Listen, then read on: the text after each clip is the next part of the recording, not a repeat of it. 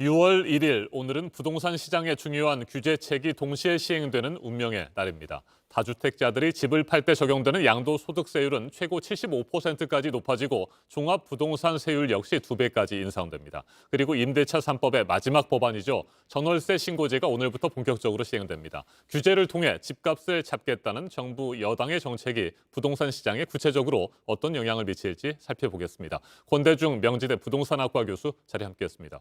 어서 오십시오. 안녕하세요. 네, 전월세 신고제 지난 4월 19일부터 대전시, 세종시 등에서 일부 시범적으로 실시가 됐고요. 오늘부터 네. 본격적으로 시행이 되는데 네.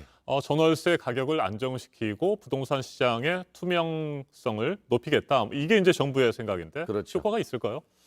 우선은 전월세 신고제 자체로는 큰 시장에 영향을 주지 않을 수 있는데 네.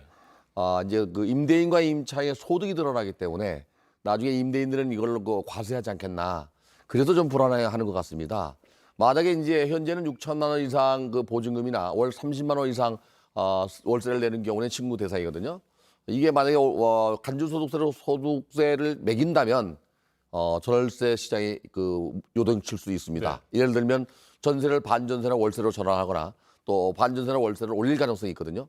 그럼 소득은 한정되어 있는데 세금을 많이 부과하게 되면 결국에 임대인들은 올릴 수밖에 없어요. 네. 정부는 아니라고 하는데 일단은 그렇게 안 하더라도 소득이 드러나게 되면 제일 먼저 염려되는 것이 바로 이 의료보험이라든지 또는 연금보험이 적용받을 가능성이 있어요. 사실. 네.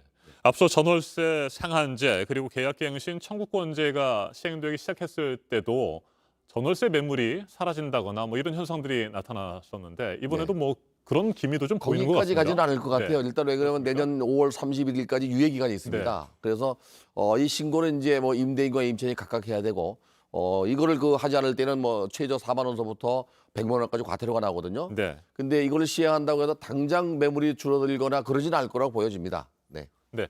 다주택자 양도소득세 중과 오늘부터 이제 예정대로 시행이 그렇죠. 되는 겁니다. 네. 분양권이나 입주권처럼 이제 1년 내에 매각하는 네. 경우는요, 양도세가 70%까지 매겨지고요. 아하. 그다음에 이제 1년서 2년 사이는 60%입니다. 그러면서 1가구 1주택에 대한 세율이 원래 기본 세율이 6에서 42%가 45%입니다. 금년도에. 여기에 이제 규제 지역에서 1가구 2주택일 경우에는요, 20%가 또 가산됩니다. 그래서 60%가 넘죠. 그다음에 이제 65% 가까이 되는데요. 1가구 3주택은 75%까지 늘어납니다. 물론 이제 65%와 75% 사이에 지방세 10%가 또 있습니다. 그래서 1가구 3주택은 최고 세율 82.5%까지 늘어납니다. 네. 지난번에 이 자리에 나오셨을 때도 양도세 중과에 따른 매물 잠김 현상이 우려된다. 네. 이런 말씀을 해주셨는데 네. 실제로 그렇게 될 것으로 보세요?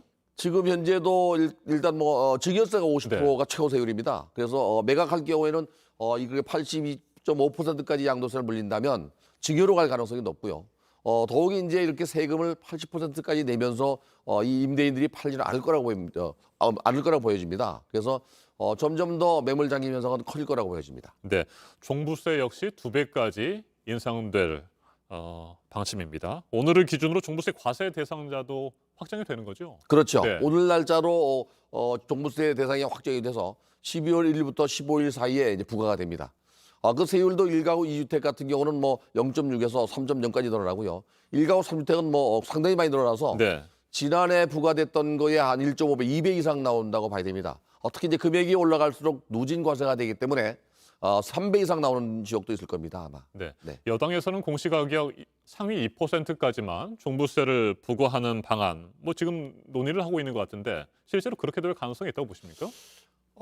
지금 현재 9억에서 10억으로 네. 올리는 방안과 상위 2%까지 올리는 방안이 있는데요. 만약에 2%까지 부과하게 되면 금액이 떨어질 때도 네. 역시 2%가 부과되거든요. 이거는 조세 법률주의에 맞지 않을 수 있습니다. 네. 금액에 따라서 부과하는 게 퍼센트로 가는 거거든요. 근데 아마도 정부에서 지금 어떻게 할지 몰라도 여당에서는 지금 2%로 종부세를 부과하는 걸 아마 방향을 잡고 있는 것 같습니다. 네. 과세 기준일이 오늘이잖아요. 네. 그런데 앞으로 변동된 개정안이 적용된다면 소급 적용도 해야 할 수가 있는데 이건 가능하겠습니까? 우선 법률로서는 법률 네. 분석 원칙에서 소급 적용이 안 됩니다. 그래서 만약에 지금 이 오늘자로 만약 부과되면 유예를 할 것 같습니다. 네. 이 부과하는 걸 유예할 수도 있거든요. 그런데 이제 소급해서 적용하는 거는 안 된다고 봐야집니다. 그래서 네. 종부세가 확정된다 하더라도 이게 뭐 민심이나 또는 그 1주택, 2주택자한테 부담이 간다면 그 부과를 유예할 가능성이 있습니다. 네, 전월세 신고제도 그렇고 뭐 종부세도 그렇고 양도소득세도 마찬가지입니다. 결국에는 뭐 규제를 통해서 집값을 잡겠다라고 하는 것이 뭐 일관된 정부의 방침인 것 같습니다. 물론 뭐 공급량도 늘리기 위해서 노력을 하고 있습니다만 이런 전반적인 것들이 집값 안정에 뭐 앞으로 계속 도움이 될 거라고 보세요? 우선 규제로 네. 부동산 시장을 안정화시키는 것은 단기적으로는 가능합니다. 그리고 규제되는 지역은 또 가능합니다. 그러나 결국에는 시간이 지나면은 이걸로 시장을 안정화시킬 네. 수는 없고요. 또 이 규제하는 지역 이외의 지역에 풍선 효과가 나타날 수 있습니다. 네. 그래서 규제보다는 시장을 그 시장이 원하는 걸 보고 공급을 늘려서 입주 물량을 늘려야 됩니다. 그래야만 시장이 안정화됩니다. 네, 구체적으로 집값 안정에 필요한 뭐 한 가지만 더 꼽으라면 뭘 말씀하시겠습니까? 우선 정부가 김현미 장관 네. 당시에 127만 가구를 공급하겠다 그랬죠. 그다음에 이제 변창흠 장관이 83만 6천 원인데요. 주택 공급 계획은 좋은데 실천이 중요합니다. 주택 공급을 계획대로 계속 실천해서 공급한다면 결국에 시장은 안정화될 수 있는데 물량의 장사는 없습니다. 입주 물량이 늘어나면 전월세 시장이나 매매 시장은 당연히 안정화될 수 있습니다. 네, 지금 정부의 계획대로 뭐 생각하고 있는 물량들이 본격적으로 쏟아 나오는 시기는 언제쯤으로 예상하면 됩니까? 정부가 계획하기는 네. 뭐 사전 분양도 하지만 입주 물량으로는 2025년도 이후입니다. 그래서 시간이 있기 때문에 이 사이에는 주택 시장이 불안해질 수밖에 없습니다. 네. 알겠습니다. 오늘 여기까지 듣겠습니다. 권대중 명지대 부동산학과 교수였습니다. 말씀 잘 네, 들었습니다. 고맙습니다.